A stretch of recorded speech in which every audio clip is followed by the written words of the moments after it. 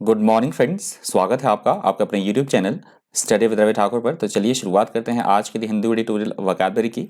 मैंने थोड़े से चेंजेस भी किए हैं वोकैब में। आज मैं आपको रिवाइज भी करवाऊंगा।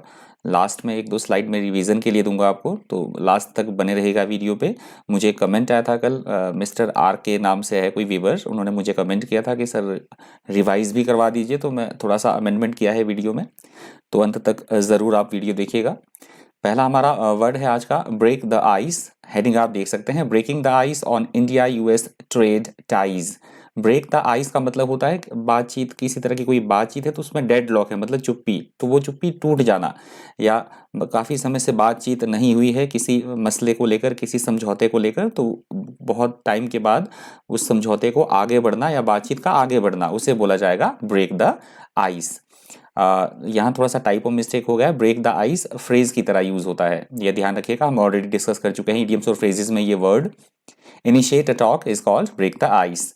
एग्जाम्पल आप देख सकते हैं, I just wanted to say something that would break the ice, कि मैं कुछ कहना चाहता था जिससे कि जो किसी तरह की कोई चुप्पी थी वो टूटे, बातचीत आगे बढ़े। अगला हमारा शब्द है विशस। यहाँ पे एडजेक्टिव की तरह यूज हुआ है। विशस का मतलब होता है ऐसी कोई चीज जो बेहद खराब हो, निर्दयी हो, निर्मम हो, दुष्टता होना, उसे बोला जाता है विशस। अ विशस पर्सन और wishes blow is वॉलेंट and cruel. Synonyms आप देख सकते हैं, क्रूअल, सेवेज, विक्ट और इविल। एंटोनिम्स है गुड, काइंड, नाइस और बेनेवलेंट। एग्जाम्पल आप देख सकते हैं, he was a cruel and wishes man. किसी व्यक्ति की बात हो रही है कि बहुत ज्यादा निर्मम और निर्दयी वो व्यक्ति है। अगला हमारा शब्द है ट्रांसपायर्ड। यहाँ पे वर्ब की तरह यूज हुआ है। ट्रांसपायर्ड का मतलब होता है किसी घटना का घटित होना या किसी चीज का नॉलेज में आना, जानकारी में आना, उसे बोला जाता है ट्रांसपायर्ड।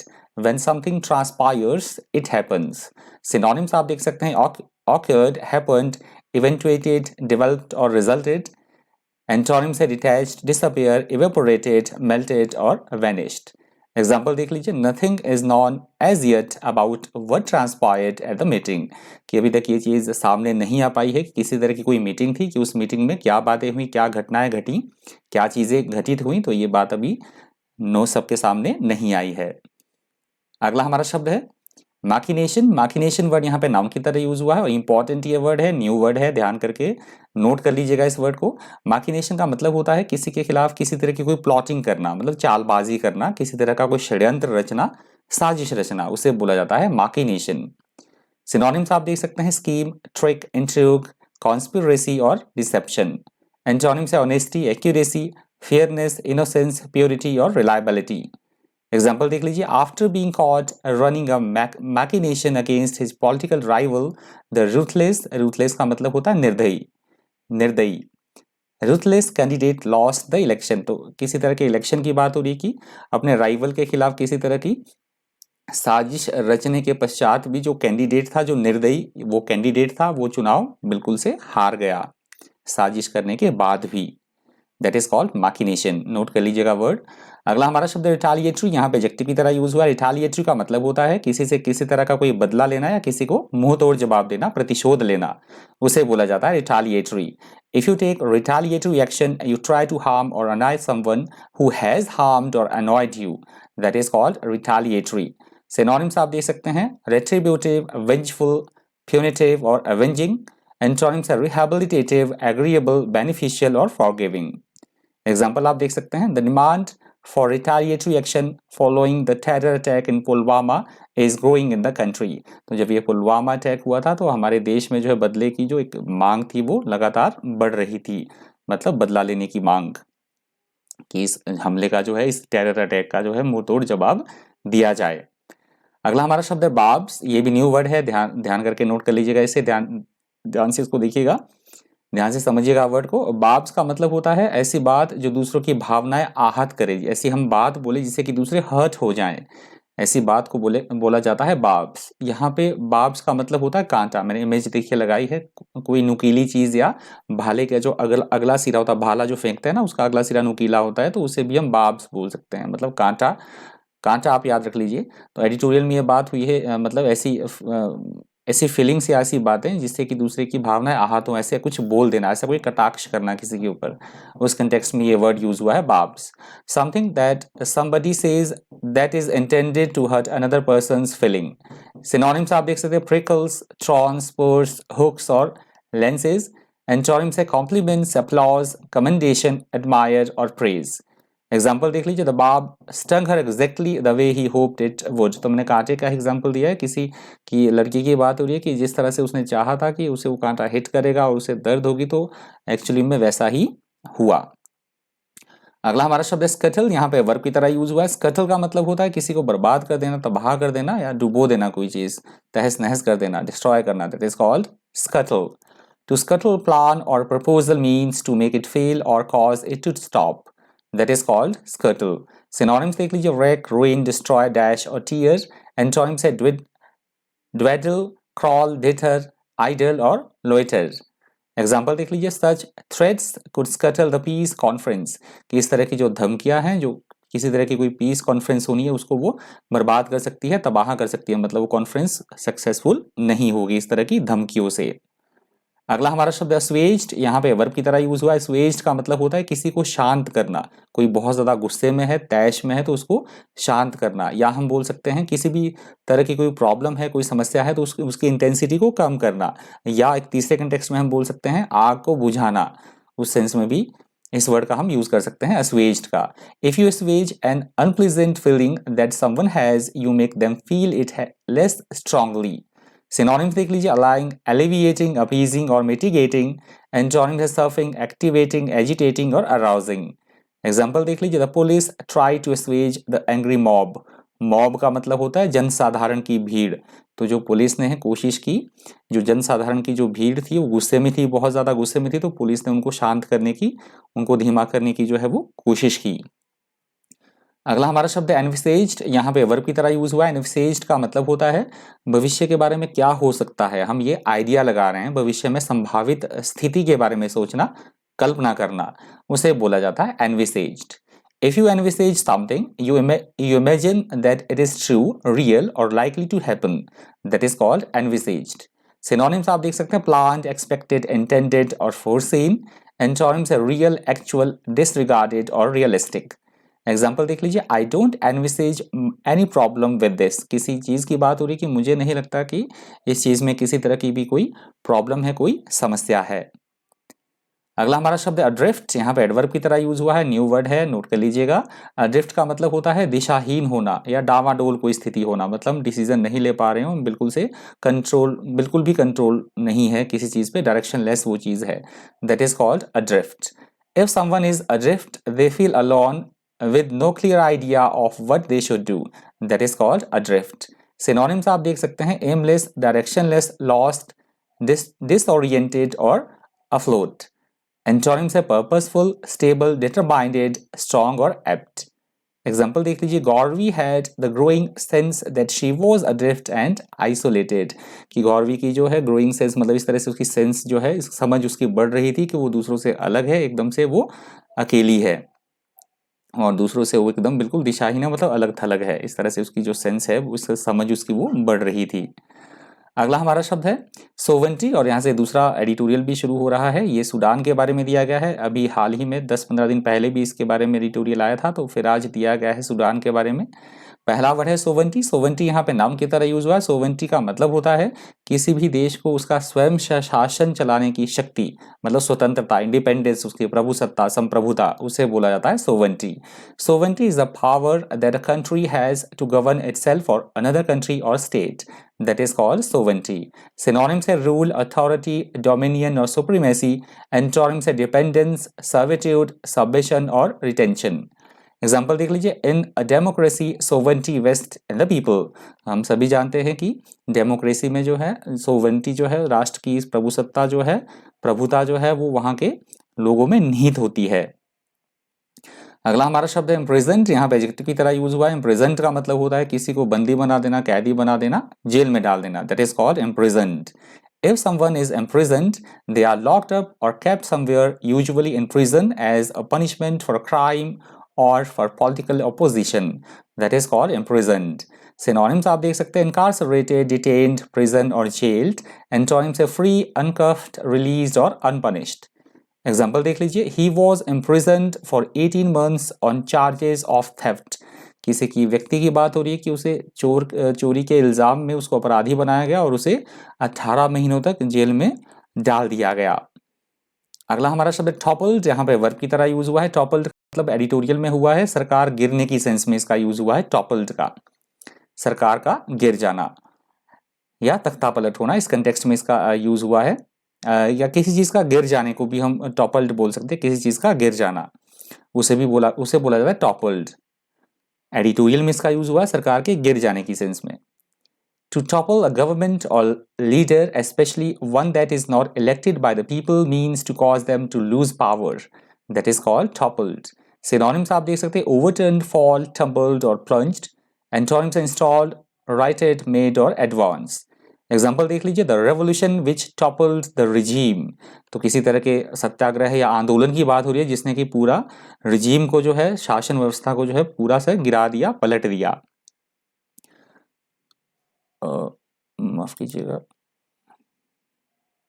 आई होप आपको विजिबल हो रहा होगा। हाँ, अगला वर्ड है हमारा कूप। यहाँ पे नाउन की तरह यूज हुआ है। कूप का मतलब होता है एकदम से तख्ता पलट हो जाना, मतलब आर्मी के द्वारा, किसी भी ग्रुप के द्वारा शासन व्यवस्था अपने हाथ में लिया जाना, उसे बोला जाएगा कूप, मतलब तख्ता पलट होना, आकस्मिक शासन परिवर्तन या तख्ता पलट। When there is a coup, a group of people seize power in a country, that is called coup. Synonyms आप देख सकते हैं take over, success, insurrection, rebellion, revolt और सीजियर। सीजर, एंटोनिम से सीजियर मतलब हड़प लेना। एंटोनिम से defeat, failure, catastrophe, abortion, bane और ब्लो। एग्जाम्पल देख लीजिए, military coups which had attempted to overthrow the king. तो वही मिलिट्री की बात हो रही है, मिलिट्री ने तख्ता पलट कर दिया और राजा को उसकी गद्दी से जो है वो हटा दिया। अगला हमारा शब्द रिलक्टेंट, यहाँ पे एडजेक्टिव की तरह यूज हुआ है। रिलक्टेंट का मतलब होता है किसी भी काम को करने की इच्छा ना होना, मतलब लेस एंथुजियाज्म दिखाना किसी काम को करने में, या अपनी इच्छा ना जताना, that is called reluctant. If you are reluctant to do something, you are unwilling to do it and hesitate before doing it, और do it slowly and without enthusiasm. Synonyms देख लीजिए, unwilling, disinclined, hesitant, loath. Antonyms है eager, desirous, ready और enthusiastic. Example आप देख सकते हैं, he was very reluctant to admit his mistake. किसी व्यक्ति की बात हो रही है कि वो अपनी गलती मानने के लिए बिल्कुल भी तैयार नहीं था। अगला हमारा शब्द है अनइनविएबल, यहाँ पे एडजेक्टिव की तरह यूज हुआ है। अनइनविएबल का मतलब होता है ऐसी कोई चीज जो आकस्मिक रूप से हो जाए और अवांछनीय हो, हम ना चाहते हैं फिर भी हमें कोई काम करना पड़े, या ऐसी कोई चीज जो हमारे लिए खतरा भरी हो थोड़ी सी और मतलब अवांछनीय हो, उसे बोला जाएगा अनइनविएबल। If you describe a situation or task as unenviable, you mean that nobody would enjoy dealing with it because it is very difficult, dangerous or unpleasant. Synonyms आप देख सकते हैं embarrassing, awkward, sticky और undesirable. Antonyms है desirable, fit, good और lucky. Example देख लीजिए, Algerian journalist are in an unviable situation. तो ये किसी अल्जीरियन जर्नलिस्ट की बात की गई एग्जाम्पल में कि वो किस स्थिति में है, वो एक अनइनविएबल स्थिति में है, अवांछनीय वो सिचुएशन में है। अगला हमारा शब्द है फ्रॉड, यहाँ पे एडजेक्टिव की तरह यूज हुआ है। फ्रॉड का मतलब होता है एकदम से चिंता से, ऐसी कोई स्थिति जो अरुचिकर बातों से परिपूर्ण हो, या तो हम ऐसी सिचुएशन की बात कर रहे हैं या हम ऐसे व्यक्ति की बात कर रहे हैं जो कि चिंतित है और परेशान है, that is called fraud. If a situation or action is fraught with problems or risks, it is filled with them. Synonyms आप देख सकते हैं tense, anxious, charged और stressed. Antonyms है empty, devoid, destitute और dead. Example देख लीजिए, the earliest operations employing this technique were fraught with dangers. किसी टेक्निक की बात हो रही है कि इस टेक्निक्स में जो भी काम मतलब जो भी ये टेक्निक्स प्लानिंग जो है अपनाई जानी थी, शुरू में इसमें बहुत सारे जोखिम थे, बहुत सारी इसमें परेशानियां थी। अगला हमारा शब्द है यूजर्प। यूजर्प यहाँ पे वर्ब की तरह यूज हुआ है। यूजर्प का मतलब होता है किसी के पद को हड़प लेना या किसी की पावर को हड़प लेना, अधिग्रहण कर लेना, उसे बोला जाता है usurp. To take somebody's position and or power without having the right to do this, that is called usurp. Synonyms आप देख सकते हैं assume, seize, annex, grab और impound. Antonyms है surrender, acknowledge, give in, capitulate और compensate. Example देख लीजिए, he usurped your property, that's in took his life, किसी व्यक्ति की बात हो रही कि उसने तुम्हारी जो संपत्ति है उसको हड़प लिया, जिसके कारण इस अपराध के बदले उसकी क्या हो गई, उसे दंड मिला किसी तरह का, उसकी इस अपराध ने उसकी जान ले ली, मतलब उसकी मृत्यु हो गई, क्योंकि उसने मतलब तुम्हारी प्रॉपर्टी जो है वो जबरदस्ती हड़प ली थी। तो ये यूजर्प जो वर्ड है आज की द हिंदू एडिटोरियल वोकैबुलरी का अंतिम शब्द था। अब मैं फटाफट से आपको रिवीजन करवा देता हूँ जितना भी हमने किया। आई होप आपको सेशन फ्रूटफुल लगा होगा। प्लीज अभी तक अपने लाइक का बटन हिट नहीं किया तो प्लीज लाइक का बटन प्रेस कर दीजिए। तो बढ़ते हैं अपने रिवीजन सेशन की ओर, जिसमें हम रिवीजन करेंगे जो भी हमने किया। तो फटाफट से रिवाइज करते हैं, देखते हैं आपको कितना मैंने चीजें जो सिखाई आपको कितना याद रही। तो फटाफट से रिवाइज कर लेते हैं।